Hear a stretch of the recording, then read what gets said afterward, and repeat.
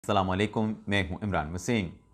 Nazir, programme में सबसे पहले साद रिजवी और अनस मलिक की गिरफ्तारी, तहरीक लब्बैक से जुड़ी जो अहम खबरें हैं उनकी डिटेल्स आपकी खिदमत में पेश करेंगे और इन खबरों की तफसीलात आपके साथ डिस्कस करने के बाद जो पेशावर हाई कोर्ट ने फैसला दिया है गवर्नर खैबर पख्तूनख्वा को कल 4 बजे तक सुहेल अफरीदी से हलफ लेने का, और अगर वो हलफ नहीं लेते तो इस सूरत में जो स्पीकर के पी असम्बली हैं उनको इजाज़त दे दी गई है कि आप सुहेल अफरीदी से वज़ीर आला का हलफ लेंगे।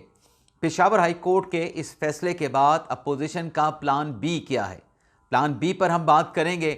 इमरान खान को अदालत की तरफ से कल तक की क्या मोहलत दी गई है और अलीमा खान के अरेस्ट वारंट जारी कर दिए गए हैं।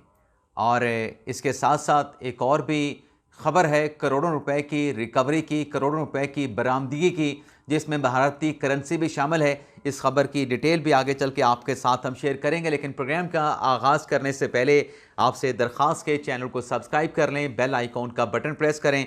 वीडियो पसंद आए तो इसे लाइक और शेयर ज़रूर कीजिएगा।